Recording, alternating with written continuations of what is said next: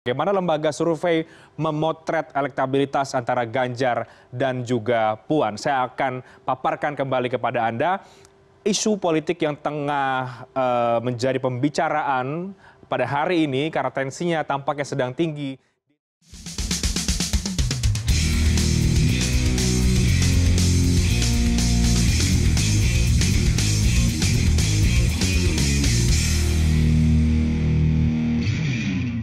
Soal perebutan tiket capres dari PDIP antara Ganjar Pranowo dan Puan Maharani, Mas Denny melihatnya bagaimana? Saya melihatnya ada keresahan di PDI Perjuangan sebenarnya sekarang. Karena dari yang saya tahu, PDI Perjuangan itu tidak punya sebuah budaya untuk mengangkat calon presiden dari kader partai. Biasanya, dan ini juga bukan hanya berlaku di PDI Perjuangan, ya, beberapa partai seperti Demokrat, Nasdem juga mereka mempunyai konsep mengangkat calon presiden itu dari pimpinan partai atau pemilik partai. Nah, 2014 itu terjadi, di mana terjadi kebingungan di elit PDI Perjuangan ketika nama Megawati sebagai pemimpin dan pemilik partai dari PDI Perjuangan itu ternyata namanya di bawah Prabowo Subianto. Dan dimasukkanlah nama Jokowi sebagai kader partai yang pada waktu itu dia belum lama menjadi gubernur DKI Jakarta dan Jokowi nomor 1 pada waktu itu suaranya. Sesudah terjadi goyangan di PDI Perjuangan, bahkan Jokowi pernah dicekal oleh elit PDI Perjuangan sendiri yang mengatakan tidak mungkin mencalonkan Jokowi menjadi calon presiden di 2014 dulu ya. Tetapi ternyata rakyat berbicara berbeda. Rakyat lebih memilih Jokowi daripada Megawati pada waktu itu. Sehingga untungnya ini Bu Mega pada waktu itu sangat berbesar hati dan rasional. Dan akhirnya merestui Jokowi untuk menjadi calon presiden dari PDI Perjuangan. Nah, situasi yang sama kelihatannya akan terjadi lagi di tahun 2024 nanti. Ketika nama Pak Ganjar Pranowo itu lebih banyak dibicarakan orang daripada Mbak Puan Maharani, ya terjadi kegelisahan di elit PDI Perjuangan. Padahal sebelumnya mereka sudah mengkampanyekan supaya PDI Perjuangan kembali ke akar. Atau bahasa Jawanya kalau nggak salah ojo pedot oyot kan gitu ya. Jadi kembali ke akar, kembali kepada Trah Soekarno untuk memimpin bangsa ini. Tetapi pertanyaannya buat masyarakat kembali kepada Soekarno itu apakah Soekarno yang ideologis atau Soekarno yang biologis? Kalau yang biologis jelas Mbak Puan. Tetapi ideologis begitu banyak di PDI Perjuangan termasuk adanya Pak Ganjar Pranowo. Nah, inilah yang terjadi ketika mereka di elit-elit PDI Perjuangan ingin mengangkat Puan Maharani sebagai salah satu calon presiden nanti di 2024, tetapi ternyata reaksi masyarakat berbalik. Ya, Pak Ganjar Pranowo lebih dikenal oleh mereka daripada Mbak Puan. Nah, ada dejavu dari kasus di 2014 yang nanti akan terulang di 2024. Nah, sebenarnya apakah peluang Ganjar sudah tertutup mengingat yang dilawan adalah Trah Soekarno di PDIP? Belum sih, karena buat saya keputusan itu tetap ada di ketua umumnya yaitu Bu Megawati. Jadi Bu Mega itu kan sangat smart ya.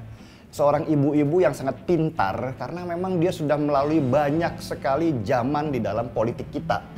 Ya, dan Bu Mega seperti membiarkan saja, bertarung aja dulu di PDI Perjuangan, ya kan. Siapa, apakah anaknya silahkan, Ganjar Pranowo silahkan, si A, si B silahkan, kalau mau kan gitu, kalau merasa kuat.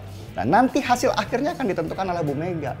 Dan saya yakin Bu Mega itu adalah orang yang sangat rasional, sangat cerdik ya, smart, dan dia bisa memutuskan yang terbaik suatu saat nanti di 2024 nanti. Bagaimana dengan calon ketiga di PDIP yaitu Bapak Jokowi lagi? Bagaimana Mas Denny melihat gerakan Presiden 3 periode? Ya, ini ada memang desas-desus untuk mengembalikan Indonesia ke masa ke era baru yaitu jabatan Presiden 3 periode.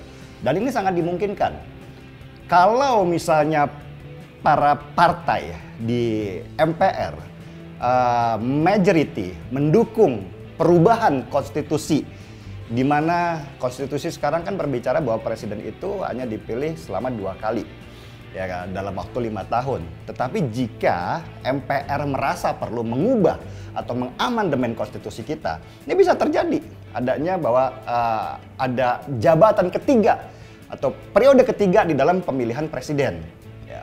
Dan saya udah dengar desas-desus itu sejak lama. Bahkan itu dilemparkan juga ke Pak Jokowi dan jelas-jelas Pak Jokowi bicara di depan media bahwa tawaran jabatan 3 periode kepada dia itu sama dengan menghina dia sebenarnya. Yang muncul dari orang-orang yang ingin menjilat dia. Itu jelas Pak Jokowi. Tetapi kan tetap aja ada banyak sekali pemikiran-pemikiran terhadap kemungkinan jabatan 3 periode ini ada. Pertama adalah bahwa Jokowi dianggap berhasil memimpin negeri ini. Ya, nanti ukurannya ada di kemampuan dia menangani pandemi. Ketika pandemi berhasil ditangani dan ekonomi kembali naik, mau tidak mau para pengusaha dan orang-orang yang ingin kemapanan, stabilitas politik dan ekonomi dalam negeri itu pasti akan mengharapkan Jokowi untuk menjadi presiden lagi. Dan itu dilihat kok. Pada waktu survei meskipun di situ ada nama Ganjar, Prabowo, ada nama Anies dan segala macam, tetapi mereka nggak besar-besar amat. Ganjar Pranowo aja sekitar 17% elektabilitasnya. Sisanya siapa? Ya orang memilih Jokowi. Tetapi karena Jokowi tidak mungkin untuk menjadi calon presiden lagi karena terbatasi oleh undang-undang 2 periode itu tadi, ya namanya nggak dimasukkan dalam hasil survei. Inilah yang tidak ada dalam pikiran orang-orang bahwa bagaimana kalau kita mencoba mengubah undang-undang, mengamandemen konstitusi di MPR, ya kan, untuk memberikan peluang seorang presiden seperti Jokowi menjabat 1 periode lagi. Oke, berarti memungkinkan secara konstitusi untuk Presiden Jokowi memimpin 3 periode? Memungkinkan jika konstitusinya dirubah oleh MPR. Kalau sekarang nggak mungkin. Tetapi jika seluruh partai atau mayoritas dari partai yang ada di MPR kemudian bersepakat untuk mengubah konstitusi, itu bisa terjadi. Tetapi sebenarnya apakah ada kepentingan elit politik di balik isu Jokowi 3 periode ini? Pasti ada lah. Di menahan supaya Jokowi tetap ada di 2 periode juga kepentingan dari elit politik juga. Jadi tidak ada, politik di Indonesia ini tidak punya kepentingan dari elit politik. Tetapi yang pasti, ketika saya ngobrol dengan banyak orang ya, terutama para pengusaha itu sebenarnya membutuhkan stabilitas usaha aja sebenarnya, stabilitas ekonomi. Dan mereka sangat appreciate terhadap kinerja Jokowi yang sekarang yang berhasil menumbuhkan rasa aman, rasa nyaman, dan stabilitas ekonomi yang kuat. Kan gitu. Jadi pilihan mereka itu saja. Sehingga wacana Jokowi menjadi 3 periode itu keluar, ya kan, dan disampaikan kepada Pak Jokowi, didesakkan kepada Pak Jokowi, mau nggak seandainya konstitusi akhirnya diubah dan menghasilkan sesuatu seperti ada kemungkinan jabatan presiden menjadi 3 periode, mau nggak Pak Jokowi untuk ikut dipilih lagi? Apa dampaknya jika presiden bisa menjabat 3 periode? Ini dia. Saya tidak bicara tentang apa dampaknya jika presiden menjabat 3 periode ya. Saya hanya ingin bicara apa dampaknya jika Pak Jokowi akhirnya menerima 3 periode itu. Anggaplah begini ya. MPR akhirnya bersepakat nih. Seluruh mayoritas partai bersepakat untuk mengubah konstitusi. Ya, karena dasar itu tadi, bahwa seorang Jokowi berhasil mengamankan situasi, membuat stabilitas politik dan ekonomi tetap berjalan seperti seperti yang ada sekarang ini, sehingga dibutuhkan seorang Jokowi lagi untuk memimpin di periode ketiga. Diubahlah konstitusi, kesepakatan bersama mayoritas dari partai di parlemen, sehingga kemudian ditaruhlah, Pak Jokowi mau nggak nih jabatan 3 periode, Bapak harus dipilih lagi. Akhirnya karena didesak ya kan oleh parlemen, oleh partai-partai, juga oleh sebagian masyarakat, kemudian Jokowi akhirnya demi Indonesia saya bersedia bersedia untuk masuk di periode terakhir saya. Yang saya takutkan dampaknya itu sebenarnya adalah peristiwa sejarah di tahun 98. Ya, pada waktu itu Pak Harto juga pada posisi yang sama. Ketika Harmoko dan kawan-kawan di parlemen bilang bahwa Pak Harto berhasil, dipuja-pujalah Pak Harto ya kan. Terus kemudian kami dari partai-partai sepakat mayoritas mendukung Pak Harto untuk menjadi presiden lagi. Yang terjadi apa? Gejolak politik yang luar biasa. Pertarungan di lapangan, berkumpulnya kelompok-kelompok yang dulunya berbeda pandangan menjadi satu di lapangan karena hanya ingin perubahan di dalam tatanan politik di Indonesia. Yang terjadi peristiwa 98 dan itu mengerikan sekali dampaknya. Penunggangan banyak. Dan lihat, pada waktu terjadi kerusuhan itu, siapa yang mundur duluan dan mengkhianati Pak Harto? Ya Harmoko dan para anggota-anggota DPR yang kemarin mendukung dia dengan cara menjilat supaya mereka tetap ada pada tempatnya. Pak Harto akhirnya ditinggalkan sendirian. Ini yang saya takutkan sebenarnya ketika suatu saat misalnya ini terjadi dan Jokowi menerima kemungkinan bahwa dia akan menjabat periode ketiga. Yang pertama, ketika dia dipilih misalnya dan ketika dia kemudian bertarung lagi di 2024, kan gini, 3 periode itu kan bukan otomatis dia langsung menjabat 3 periode, tetapi dibuka kesempatan sehingga Jokowi bisa bertarung kembali. Bertarung kembali, ya ketika kita bisa bicara bertarung kembali berarti ada lawan politiknya. Nah, bisa jadi Jokowi kalah pada waktu pertarungan di 2024 itu tadi. Nah, kalau Jokowi kalah, berarti dia akan meninggalkan jejak yang sangat jelek di dalam akhir daripada tugasnya, ya kan? Karena rakyat udah nggak menginginkan dia lagi, terus ngapain dia bertarung di 3 periode? Tuh, kalau yang terbaik jelas ya bahwa Jokowi menang, udah clear. Nah, yang kedua ada gerakan-gerakan dari masyarakat. Pun ketika Jokowi menang, ketidakpuasan dari kelompok kiri dan kelompok kanan, dari kelompok fundamentalis ya dan kelompok-kelompok yang tidak suka pada pemerintahan bersatu di lapangan dan bergabung dengan orang-orang yang tidak puas. Akan muncul isu dinasti, muncul isu oligarki, akan muncul isu ya macam-macam lah. Mereka ada PKI, ada segala macam.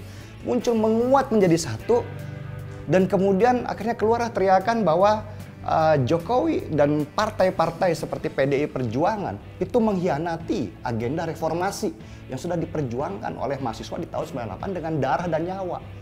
Kan begitu. Kuat nggak kita menahan itu? Gitu loh. Ketika itu terjadi, Indonesia akan kembali setback ke sekian tahun sebelumnya, ekonomi kita hancur, politik kita nggak stabil, rentan, dan akan banyak kelompok-kelompok yang muncul mencari panggung, memanfaatkan situasi itu seperti Amin Rais misalnya, seperti PKS misalnya, yang kemudian mencari simpati kepada di masyarakat bahwa sebenarnya apa yang sudah Jokowi lakukan dan demokrasi itu udah salah. Sehingga akhirnya salah ada yang muncul dengan khilafalah solusinya, kan begitu jadinya. Ini yang saya nggak tahan gitu ya. Nah, kalau itu terjadi, jadi saya pikir, ya, kalau kita berangan-angan bahwa kemungkinan bahwa 3 periode itu ada, silahkan. Tetapi kita juga harus memikirkan dampaknya ke depan ketika itu dipaksakan di saat rakyat sama sekali tidak menginginkannya. Pak Jokowi, hati-hati. Nama Bapak sekarang sudah sangat harum, Bapak menjadi kompas bagi banyak orang, termasuk saya, untuk mencari siapa pemimpin berikutnya yang bisa diserahkan tongkat estafet untuk memimpin negeri ini, tetapi ada desakan-desakan sehingga mau tidak mau Bapak menerima itu menjadi presiden di periode ketiga dan ternyata itu menjadi bumerang buat Pak Jokowi sendiri. Jadi hati-hati jebakan-jebakan seperti ini dan semoga semua pemimpin bangsa, semua elit-elit politik juga berpikir kemungkinan-kemungkinan yang sangat buruk akan terjadi buat Indonesia. Gaspol.